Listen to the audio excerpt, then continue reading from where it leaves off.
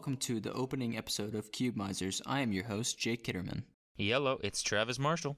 We would like to welcome you to the destination for all things Magic the Gathering Cube related.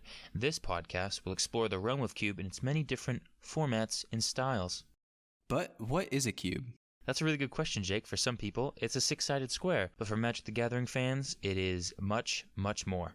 Now, what I think we should do, Jake, right about now is just sort of talk about our own definitions for cube as a format, not as a box, and then sort of go from there. But talk about what it means for us, and then go into its actual real-time definition. What do you think? Yeah, let's do it. All right, sounds perfect. So I guess I'll start. For me, a cube is basically a collection of cards that you put together for your own purpose and design in order to have a fun drafting format with your friends or other random people, but just a casual way to play some really fun cards. Yeah, I definitely agree with that. To me, a cube is basically just a pool of cards that you put together that you intend to use for drafting purposes to play Magic the Gathering in your own personalized, custom way. It's a solid definition. All right, so the real definition provided by the Magic the Gathering website on some articles written about the subject, they state that a cube is a large collection of often powerful cards used for drafting and playing limited. Drafting a cube is similar to drafting booster packs, but instead of drafting from 3 15-card Magic the Gathering booster packs, you draft from 15-card packs that you create from your cube. Mm-hmm. So a lot of people may be wondering what a cube is and how certain cubes may be designed. And that really comes down to what you want to play for your cube. And a cube can be any pool of cards that you want to play from or that you want to draft from. And a lot of people will try and take this into different formats, and they will try and replicate playing maybe Vintage, Modern, Standard, Commander, or Pauper. So yeah, the idea is that cubes are a collection of cards, as the definition said, and as our definition said, that cubes are just a collection of cards that you put together to try to emulate, any kind of format, any kind of theme. For example, you can even emulate some sort of draft format. I know that Jake and I have played a really cool Khans of Tarkir themed cube. Jake, I don't know if you remember that, but it was all... Yeah, that was awesome. Yeah, it was a Khans of Tarkir cube that was themed around the draft set of Khans of Tarkir, Fate Reforged, and Dragons of Tarkir. It was super cool because all of the cards were cards from that set, commons, uncommons, and rares. They were cards from those sets, and they made a really cool draft format. And the builder of the cube, when we talked to him about what was his inspiration for building, he just really loved that draft format. And that's the kind of thing that you can do with cube, is that you can build it around any sort of theme like that.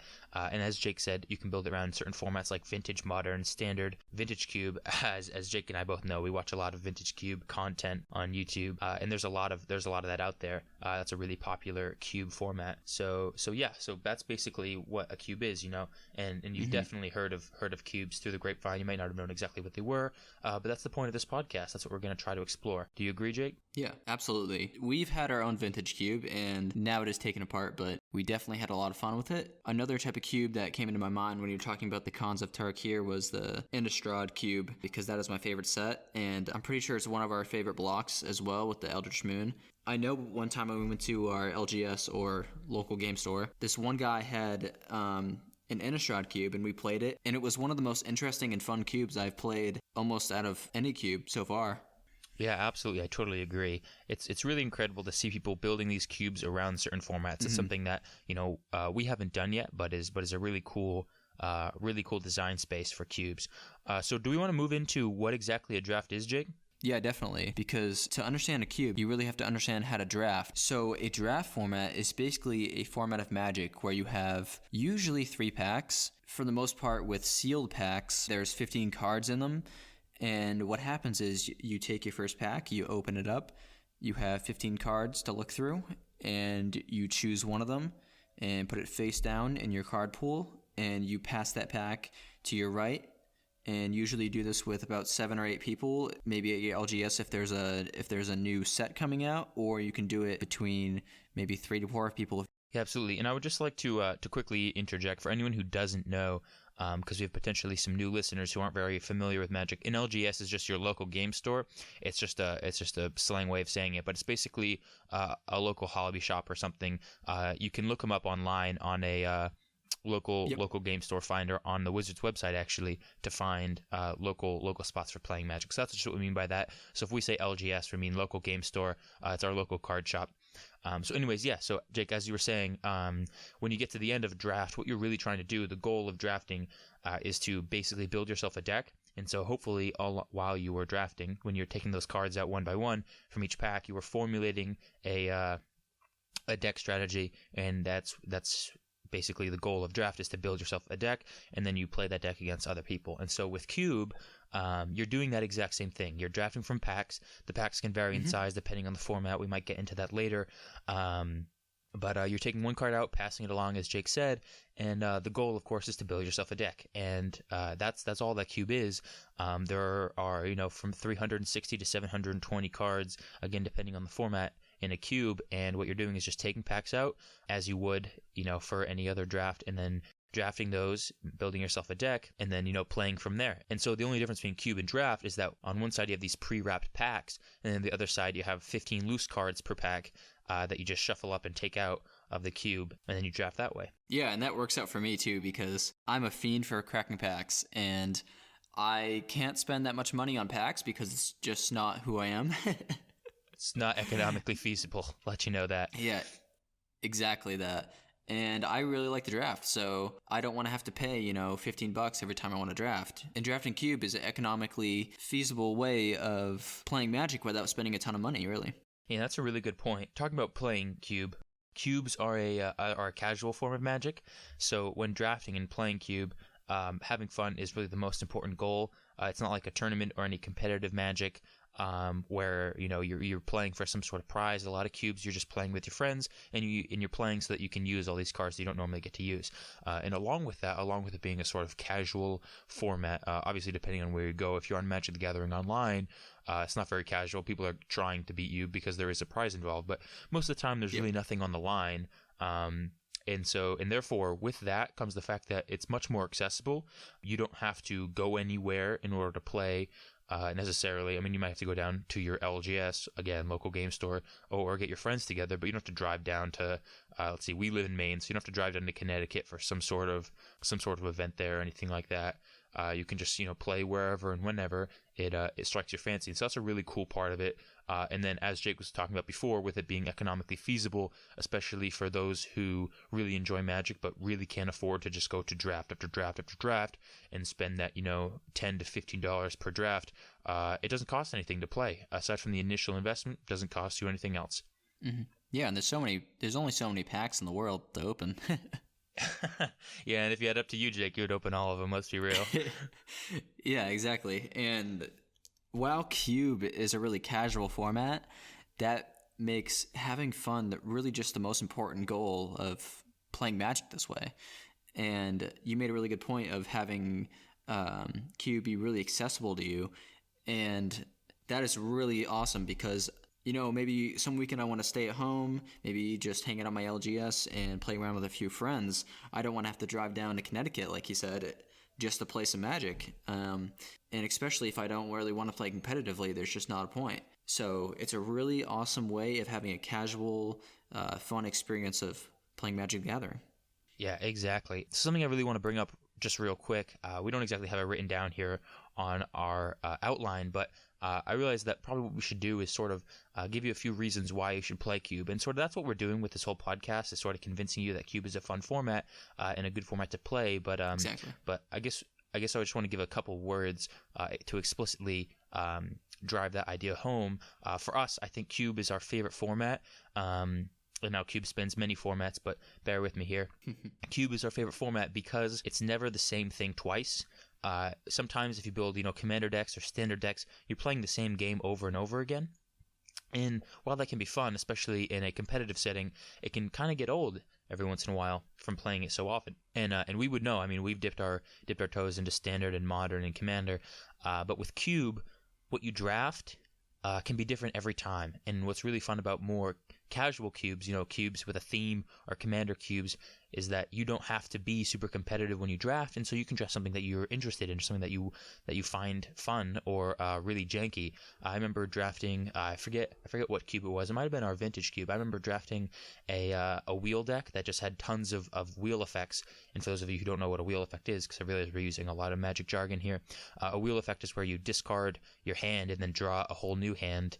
So I had a bunch of those cards, and as well as a Locust God, and my goal was just to kill my opponent with as many different locusts as possible. I promised myself I wouldn't attack with another creature, and it was just a cool challenge to set myself up with, and a fun way to play, trying to just get as many locusts as possible. And so I guess what I'm trying to say is Cube is one of my favorite formats, and one of the best formats I think to play, because you can do so much over and over and over again, and you can draft it infinite times in it, and it's always really different. What do you think, Jake?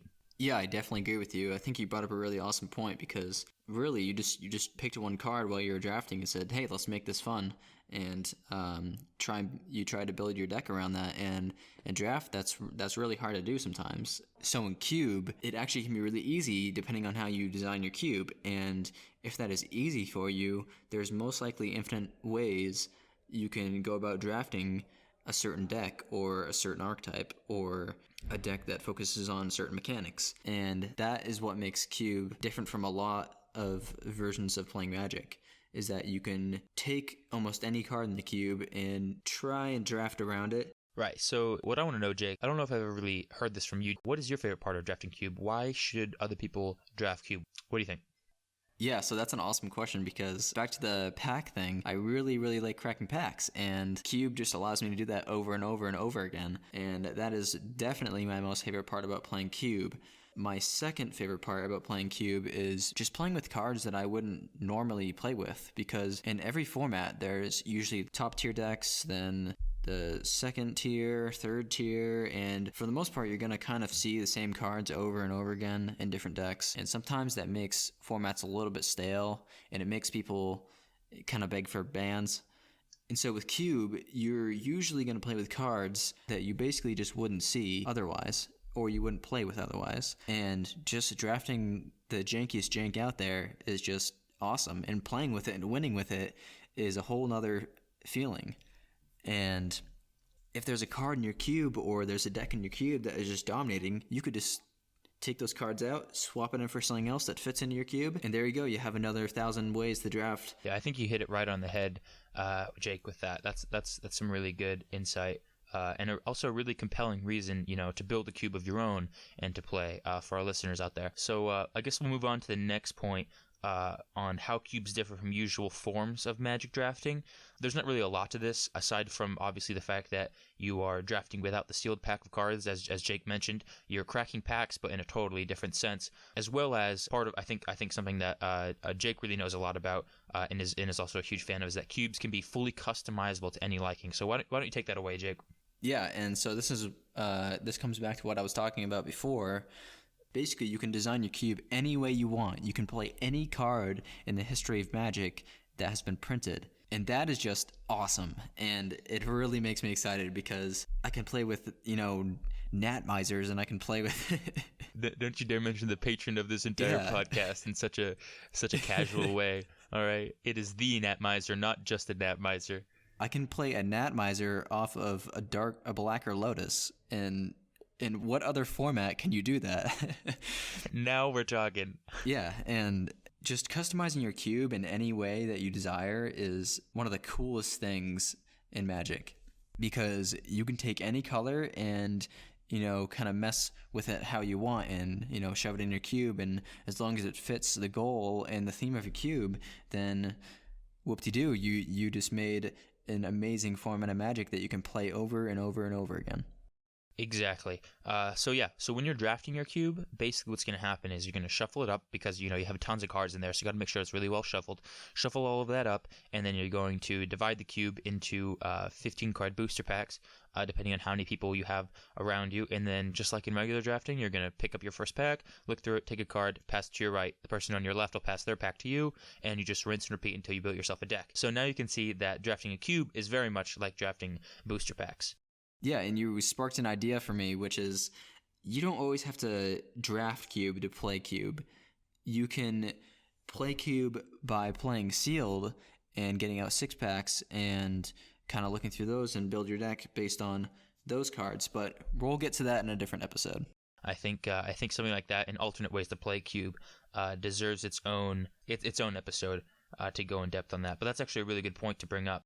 Talking about building a cube, the first step in building a cube, and I think Jake, you'll agree with me on this one. The biggest thing you have to do is decide on a goal. It's the most important thing that you do when building a cube. It may seem easy thinking about designing a cube because, let's say, you've built standard decks, modern decks, vintage decks. You've built decks before and designed those and made them work well. And, you might be thinking, how hard can it possibly be to put together 360 cards? Well, it is, 6 times as difficult if you're building, just the smallest of cubes. 12 times more difficult if you're building a really large cube. So sort of keep that in mind.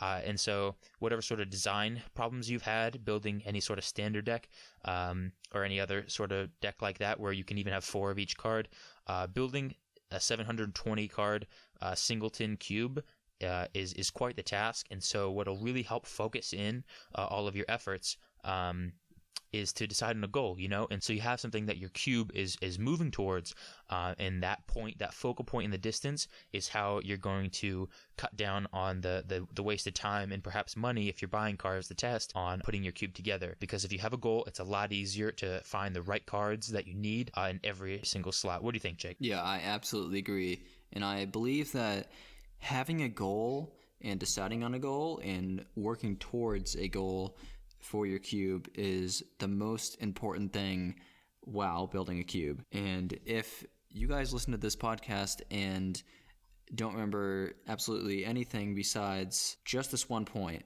that will be okay, because deciding on a goal for your cube is something that should resonate with you if you are thinking about building a cube, or maybe have a desire to go look at other people's cubes. You should be able to identify their goal. Absolutely, I totally agree. As he said, if you're not going to get anything out of this podcast, please just get that when you're designing a cube, keep a goal in mind. It makes everything so much easier. And your cube also, if you think about it, if your cube has a direction, it'll be easier to design and therefore be more fun to play. So keep that in mind. I think we should move on to mechanics and themes. Talk about maybe the different focuses of mechanics in a cube to create the theme, maybe. Mm-hmm. So my take on this is that the theme of your cube, which is sort of can be related to your goal, it can be your goal. Your goal can be have a certain theme, but whatever theme your cube is, it is directly influenced by the mechanics. And so to give you a few examples of theme, because these are kind of weird literary words that you heard in high school and didn't really make any sense then, and honestly they make little sense to me now. Kidding. But so your theme is basically, the backdrop to your entire cube. And so examples of this are, let's say your theme is a super competitive cube, okay? And so the mechanics that influence the theme are going to be the kind of mechanics that are super competitive. So when talking about busted mechanics, we're talking about what? We're talking about the best aggro cards ever. We're talking about mechanics like Storm. That's a really good point, Jake. Mechanics like Storm, as well as, Delve is a busted mechanic. Certain reanimate mechanics, other like sneak attack mechanics, so putting cards onto the battlefield with haste from your hand and a swing with them. All of the free spells, that's a really good point. Insane card draw, like the mechanics on the Eldrazi that are disgusting, like Annihilator. So anyways, you get the idea. If you're going for a super competitive theme, then you got those super competitive mechanics. Other themes, like let's say your theme is the Golgari, and so your entire cube is just green-black. You're going to want those mechanics that influence the graveyard, because that's what the Golgari are all about, reusing the dead, letting nothing go to waste. And so, those sorts of mechanics will be like I said, Delve. There'll be mill mechanics. There will be like Delirium from Innistrad, the one that if you have 4 or more card types in your graveyard, you get certain bonuses.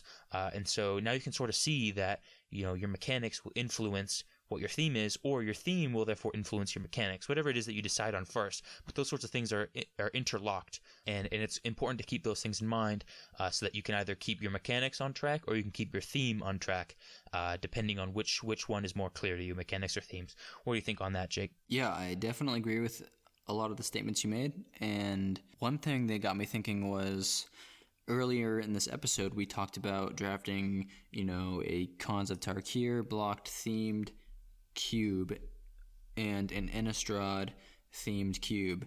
And so that's something you might want to think about when you're trying to introduce a theme to your cube. What pool of cards are you allowing to put in the cube, or what cards would you like to restrict from your cube? If you're trying to go for an Innistrad cube, maybe you can only play cards from Innistrad themed sets, such as the original Innistrad, Shadows over Innistrad, Eldritch Moon, Avacyn Restored, sets like that. And so maybe every other set that was printed that is not based on the plain Innistrad, you can't put in your cube.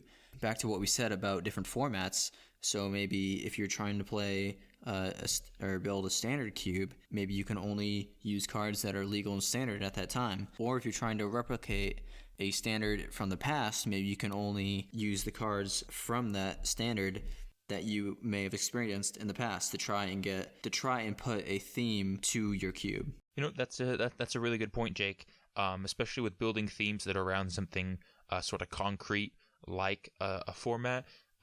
Sometimes limiting yourself to the mechanics that were around at that time can be really helpful in trying to nail that theme. Though I sort of disagree with the necessity. I'm not saying you said that that's the only way you can do it, Jake. Of course not. But I also think that for sometimes in some sort of themes that you're trying to build towards, if they're specific, like that Innistrad theme, for example, when we drafted that cube, I noticed that there weren't as many sort of spirit cards as I thought that Innistrad deserved, because they've printed a lot, but maybe not as many for that cube to really be able to support a serious spirit theme. This is what I remember when I was drafting, because I tried to draft blue-white spirits. Yeah. Like some of the cards like Supreme Phantom from M19 or M20, which is a Spirit Lord, and a few other spirit cards from other sets could have been useful in trying to nail the Innistrad theme, because just because it's not from Innistrad, the whole subject of the card, spirits, stuff like that, are a big piece. And so sometimes in order to get the proper theme, you need to look outside of the box that you're working in. And that's all I want to say, to keep in mind for that you don't have to be limited by whatever set you're trying to build around in order to find the cards that you need to fulfill that theme. Keep that in mind. Yeah, and that's what also makes Cube so great, is that you're not restricted in any way. It's just based on your personal preference. Whatever you want to try and build your cube towards is what your cube will end up like. And that is totally awesome to have a fully custom cube. And back to what you said, Travis, about having cards from different sets that, may fit the theme of your cube, even though they may not have been printed in an Innistrad set, if we're using Innistrad as an example. So say you do have some different sub-themes to complete your big theme. You may, in an Innistrad cube, you may want to have spirits as one of those sub-themes. And maybe there's not enough spirits or good enough spirits that you want to put in the cube to match the power level of some of the other sub-themes or archetypes in your cube. You may have to use cards outside that set to keep that balance. And sometimes that may be for the better, and sometimes it may be for the worse. But it really depends on what you're trying to build towards, or what your goal is for your cube. Well said. So now I think we're going to move on to the colors. What we're going to try to do here is basically give you a very brief description of maybe the philosophy of each color in the color pie, and what that color is trying to do in a cube, so you can, as the listener, get a better idea of what you're trying to do with each of these colors and how to play to their strengths the best. And so again, really short. This sort of thing will definitely go in on another episode, maybe another episode series, because I find personally the philosophies of each color really interesting, and especially the ways that those philosophies work together or are antagonistic to one another. That creates the sort of tension, but also the really cool effects that we see in Magic, and the really well balanced effects that we see in Magic. So I guess I'll start us off with the color red. So red, its main philosophies are freedom and emotion, and the idea that the right choice, the right decision is decided by your heart, and therefore it doesn't take long to make that decision because your heart already knows what it wants. So with that, the kind of archetypes that you're going to get, the kind of mechanics and strategies, are pure aggression in many ways. Red is very quick, because it's always very quick to decide based on what I said before about the heart in its decisions. Archetypes, of course, are aggro. Mechanics are aggressive mechanics. So like Mentor from the Ravnica set, that focused on buffing up your attackers. Other mechanics like Raid, you get certain bonus of a creature attack this turn. Other mechanics like Blood Rush, where you get to discard your cards and then buff attacking creatures. And others that give you bonuses for attacking are the kind of mechanics that Red really supports and also Red really thrives on. Jake, do you want to take it over with Blue? Yeah, for sure. For Blue, the philosophy is really focusing on, the perfection of playing the game of Magic and knowledge of maybe the game as itself or life as itself. And we can see that Blue does this through card draw spells that give you knowledge and help perfect your play based on the cards that you have in your hand. And so through Blue, the more knowledge you have will help you perfect the way you live or the way you go about things. And that's Blue's main point. Travis, is there anything you'd like to add to Blue? Because I know it's your favorite color. Yeah, so as Jake said, Blue is absolutely my favorite, but dude, I think you nailed it with that philosophy. The other thing I want to add are that some mechanics that you'll see, of course, are cards that let you look at your opponent's hand to give you more perfect knowledge is the idea behind that. Card draw in the game of Magic is essentially learning more.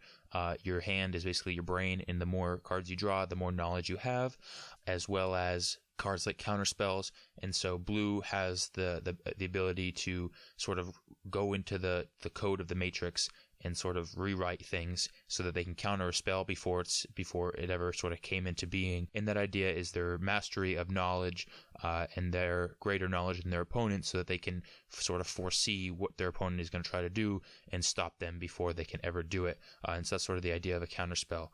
Mm-hmm. Maybe they're so knowledgeable that they can see the future, so they can, stop the action. Exactly. That's a really good point. Should we move on to green?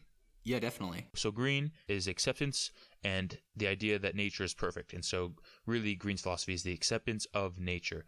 And with that, you're going to find a lot of cards categorized as ramp cards in the mechanics of green. You'll find a lot of cards that give you more lands than you should have if you're playing one land a turn per the rules of Magic. And so cards like this are explosive vegetation or rampant growth. And in these cards, you can sort of physically see the green side in their philosophy, because this sort of this untamed land, this just raw nature, is either exploding or growing over that of civilized land that has been tamed. And this is the preferred order of the world according to those of the green philosophy, because nature is perfect and one shouldn't try to change that. Another thing you'll see are really large creatures. Natural order is a really big part of the green philosophy, in that survival of the fittest, both of those which are actual cards in Magic, which just goes to show how they adhere to their philosophies. So yeah, that's green. Big creatures, ramp spells, get big nature out. What do you think? Yeah, I definitely agree with that. So let's get to white. And so within white's philosophy, they are really focused on peace and justice communally. They are trying to work towards a common goal based on society or culture or the type of environment that they may be in. White kind of shows this by, if you build a big community, therefore you have more people in your town, your city, you can all work together towards a common goal to achieve something that you wouldn't normally achieve if it was just one or two people. And so white is really focused on just keeping peace within society. Cards that show this are cards like Handwire Militia Captain, and when that flips, you can start creating tokens. And that's something white does a lot to show that they're bringing more people into their community to try and work towards a common goal, maybe in this case, defeating your opponent to stay safe or to keep your community safe. And so that will lead us into the last color, Travis, and that is black. Would you like to elaborate on that?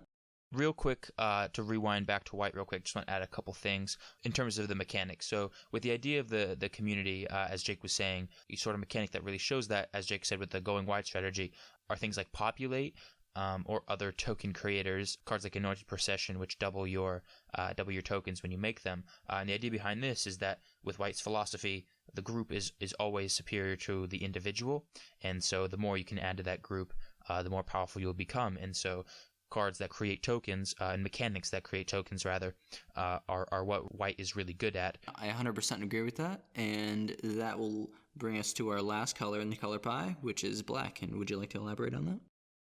Absolutely. So black, I think, is for most people the easiest philosophy to understand. It's pretty straightforward and pretty human in its essence. So the idea of the color black and its philosophy is pretty neat. So black is the color of power and ambition, and the idea is that you get power by any means necessary. What you'll find in a lot of black mechanics are that they can do essentially in many ways what all the other colors can do, just a little bit worse. And the idea is that little bit worse is the price you have to pay for that power. They can do the things that all the colors can do, even though usually each color is reduced to doing only what its philosophy dictates it can do. And so with black, the philosophy of power and ambition and getting power by any means allows you to have mechanics that span all of the colors, but they come at a cost. And so you'll find a lot of black card draw spells force you to pay life, which is the little cost tacked on.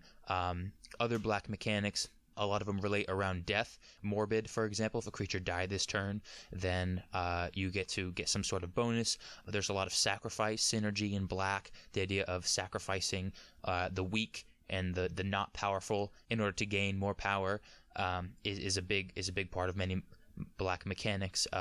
So cards like Viscera, which is what one would call a free sack outlet, and by sack we mean sacrifice.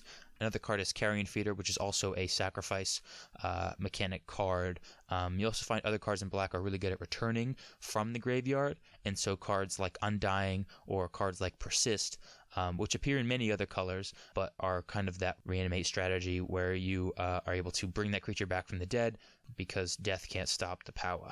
So anyways, that's all the colors and their philosophies briefly, just to get you a little taste so that when you design your cube, you can keep those in mind and play to each of their strengths. Mm-hmm. So now that we got the colors behind us, we want to talk about representing the colors in your cube as well as card types in your cube.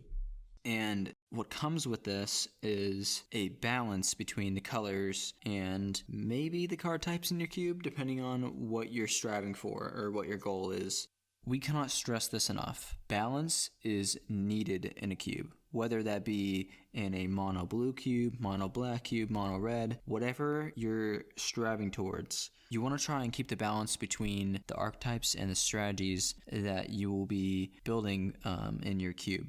The way you can do this is by representing the colors equally in your cube. So maybe you have a cube that is 340 cards. And so this is a smaller cube, so maybe you're going to have less cards to be able to put in your cube. But while you're deciding to put certain cards in your cube, you want to try and make sure that the colors will balance each other out. So for example, in our cube, we have 50 of each color to try and keep the balance between representing each color equally. Travis, would you like to add anything to that?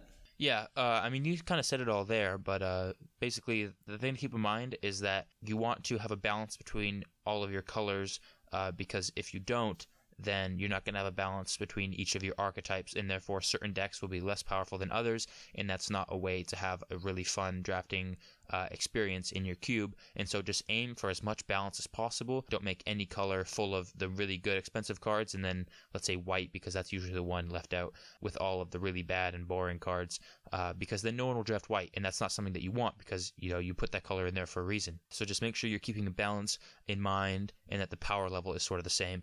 And of course the best way to test this is simply to either sort of take out from each color the most powerful cards, sort of rank them and see what the most powerful cards of each group looks like, and if there's a real big difference between those two, like you've got Ancestral Recall in blue as your most powerful card, and then you have Savannah Lions in your white as your most powerful card, you got to realize that there's a really big difference there in power. Basically, yeah, keep a balance between your colors so that people will draft everything and so that everything is appealing to draft. That's all I got to say about that, Jake. Should we talk about the multicoloreds? Yeah, so with multicolored cards, it gets a little bit harder to try and balance everything out, but depending on what you're trying to do in your cube, it may be a little bit easier. And so the way you can do this is the same way that you represent each color in your cube. So you may only want to have 10 of each dual color card in your cube. I know Travis has a pretty good philosophy on including multicolored cards because he usually handles that when we build our cubes. Right, yeah. So when it comes to multicolored cards, it's kind of my forte, and I've devised a sort of, not necessarily a philosophy, but more of just a practice to keep in mind that your multicolored cards are really what is driving what kind of archetype you're drafting. So what I mean by this is that when you're drafting, it's usually kind of difficult to stay in one color for the entire time of the draft, and nor should you all the time, because having two colors in a deck, depending on the format, is a really easy way of including some power, because you can choose the most powerful cards that you get from either of these two colors. And it's also really easy on the mana base, and by that I mean you will be able to play your spells more than if you drafted 4 or 5 colors. So anyways, with 2 colors, it's really important that your multicolored cards, especially in the 2 colors and sometimes in the 3 colors, really guide the drafter towards what those color types are trying to do. So for example, in Azorius, you've got a mix of both white and blue. We're talking peace and justice, and then we're talking, control and perfection. Bam, put that together, you get a kind of controlling color. So if your cube has white blue as control colors, in Azorius for that matter, which is white blue combined as a sort of controlling thing, you want to have cards in those colors, in that dual color slot rather. You want those cards to be indicative of what you're trying to draft, which is control. Other things like graveyard strategies, for example. Let's say that your graveyard strategies are in blue and black as well as green and black, and so you want those cards in those multicolored slots to be indicative of that sort of archetype, so that it's much more clear. And now that doesn't mean that every card of each of those dual colored pairs or your multicolored cards have to have the same theme. It's just that those are the marker cards. So let's say you have 2 or 3 different strategies for green black. You want to show all of those strategies equally in that multicolored area, or at least in a balanced way. You could have some really powerful graveyard cards and have 2 of them, and then the other 8 be of this other thing that's less powerful, and that way it has a sort of balance. 8 and 2 is never really balanced, but you know what I'm saying here. Multicolored cards, they're like road signs. So you want your road signs to be as clear as possible so that the person drafting knows what it is that they're getting into. But anyways, that's all I have to say about multicolored. Jake, you want to talk about artifacts? You've got a really good grasp on these. Yeah, for sure. So for artifacts in your cube, they are one of the more important card types in your cube, because for most cubes that I've played, they really want good mana, and artifacts really allow you to splash a little ramp in your deck no matter what color you're playing. And so a lot of these artifact cards will help you do this by adding different colors of mana into your cube. And this will also help with mana fixing and can allow your cube to maybe play 3, 4, and possibly 5 color decks, which are really cool and fun to play. And so some examples of these artifact cards are all the signets. So we have like Gruul Signet, Azorius Signet, Golgari Signet, Dimir Signet, etc. And then you have those artifact cards that will ramp you with colorless mana, such as Thoran Dynamo, which is a really powerful one, or Basalt Monolith.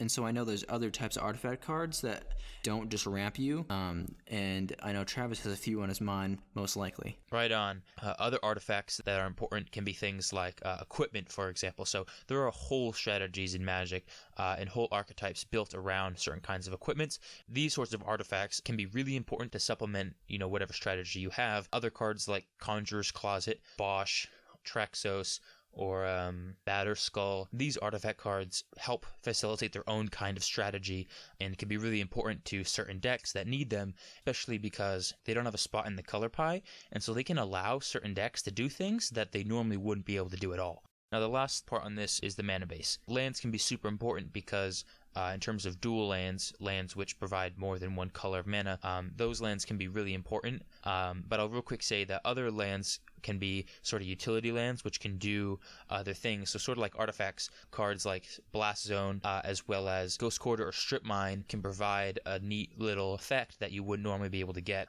and that don't cost a card slot because they're based on a land. I'll let Jake take it away with those multicolored lands because I know he loves playing multicolored strategies. Yeah, for sure. And what makes lands so important to the game of Magic and to cubes is that you'll never, or hopefully never, play a deck that doesn't need lands unless you're playing Manaless Dredge, therefore you don't need to be playing Magic at all. Hang on. I feel like that's a personal attack. You know I love my Manaless Dredge.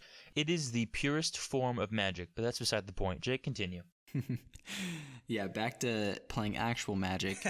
Lands are the most important card type in your deck because without them, you wouldn't be able to play your spells and you wouldn't be able to play Magic, so you just lose every single game. So having good mana in a deck allows you to play more colors in your deck, and that is one of the most enjoyable things in the game of Magic. The more colors you play sometimes can lead to more powerful effects or powerful cards in your deck and in your cube.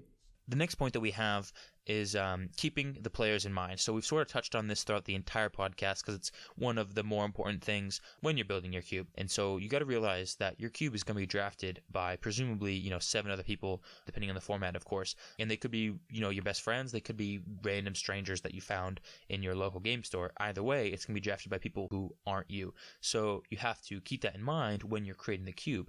And so in some formats, certain archetypes are looked down upon as unfair or also really broken or just plain not fun.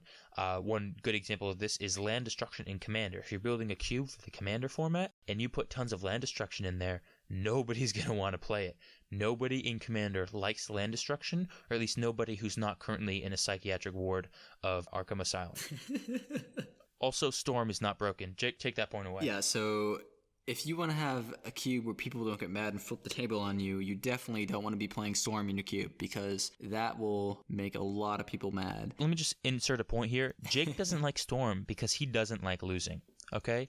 The number of times I've beat Jake in Storm, it's awesome. It's absurd, and I really don't want to trigger those memories right now, so we're going to keep this thing rolling. So when you're playing with other people, as Travis said, those people aren't you. So you may like Storm like Travis does, but I don't like Storm because it's unfun for me. And you don't want to bring your cube somewhere and people draft it and they play a game or two and be like, this isn't really what I was going for. And so you just want to keep that in mind because if people are playing cards like Armageddon or maybe Brain Freeze, and that doesn't mean you can't build a cube that is really powerful and gross and plays all these cards. You want to try and be considerate of the people you play with. So maybe those people well and they don't like playing those cards. Maybe you won't play a cube that has those cards in it, or maybe it's the opposite. You know people who really love playing Storm and Natural Order and Turn 3 Emeralds and such. So you just want to try and exercise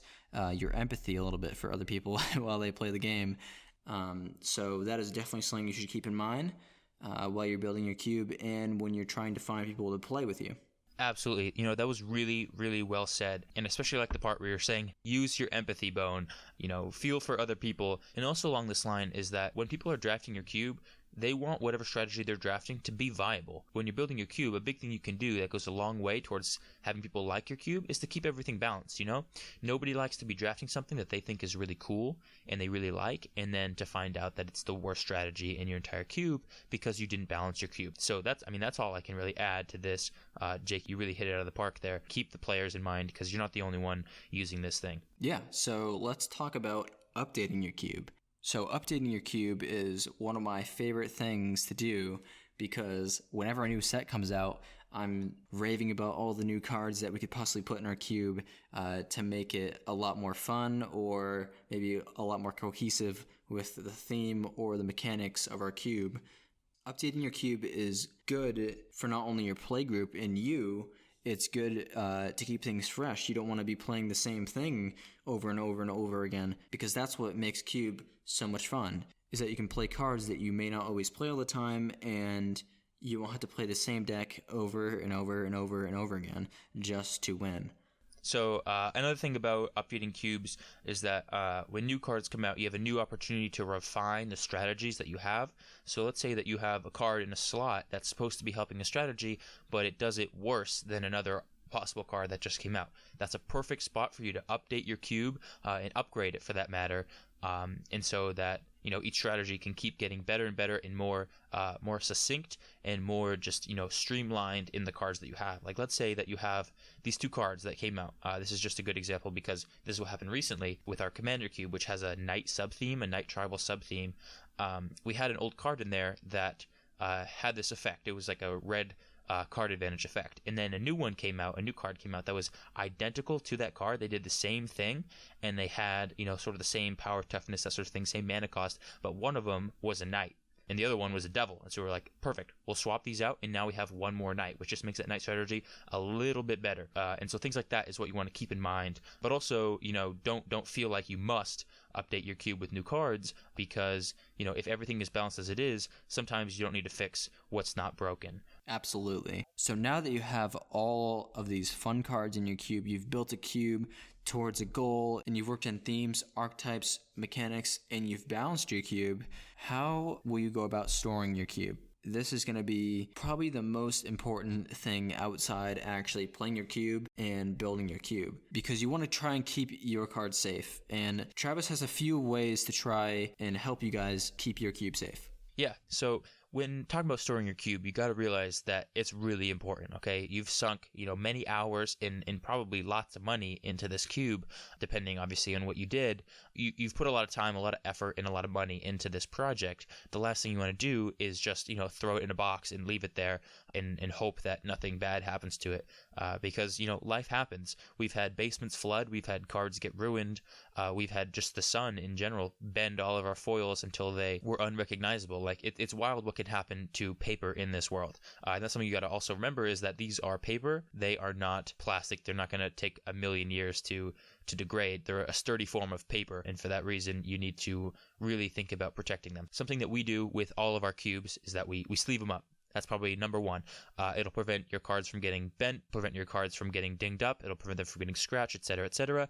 And to do that, we usually sleeve them up in the best sleeves on the market, the best sleeves available at that time. Currently, I think the best sleeves out there are the Ultra Pro Eclipse sleeves. Am I right, Jake? Yep, those are always the ones that we use, although we are not sponsored. Yeah, no sponsors, but we just like to give you information on what's the best option, and that is certainly Ultra Pro. Some things that can happen to your cube, aside from obviously the general wear and tear of playing it, is of course water damage. So you want to keep it in some place that's dry. Obviously, certain like animals can get to it. I don't know what it's like where you guys live, but here we have mice, and mice are just vicious, ferocious creatures. But I had this entire box of tokens ruined because a mouse decided to make a nest and live in there, and it was just on some high shelf in my basement. But yeah, so things like that happen, so you got to be aware of that.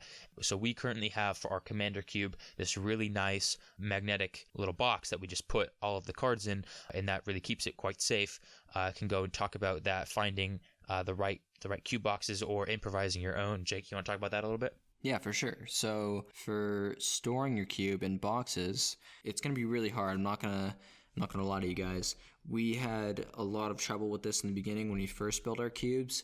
Travis literally nailed 5 pieces of wood together to store our cube, and it was really, really janky to say the least. And that is just never good. So when you're storing your cube, you want to make sure that you have a big enough box to actually fit the amount of cards that you have in your cube. So you can find boxes sometimes at your LGS that may be big enough to store your cube, and that's what we have done. So we really needed something bigger than, those 5 pieces of wood that Travis nailed together. And I've seen some really cool designs online when I was browsing to try and find a box that we can fit our cube in. What a lot of people have done that really is intriguing, they use wine boxes that they use for shipping, and those wine boxes are usually the same width or a bit bigger than magic cards, so it really is an efficient way and cheap way of storing your cube. That is really great, because when maybe you've put a lot of money into this cube and a lot of time, and you kind of just don't really want to think about how you have to store this thing, you just want to put it away and take it out when you want to play it. So having cheap ways of doing this while still protecting your cube is really great. And with the wine storage, they'll have like a little slot on top where you can slide this piece of wood in and cover the top of the box, so your cards are enclosed, so any rodents can't get near them, and if they do, they have to go through the box to do that. So those are some ways of storing your cube, and my best advice to you guys is just to go online and maybe see what other people have done. Maybe get onto your LGS and talk to them about it, because most of them know about cubes, and most of them most likely have cubes. Travis, do you have anything you would like to add to that? No, I mean, what I said before still stands. Make sure you sleeve it up, because these cards ain't cheap, and there's no reason to put them in more danger than you need to. But other than that, that's all I got on that. All right, let's wrap this baby up and bring you guys to our final points to keep in mind.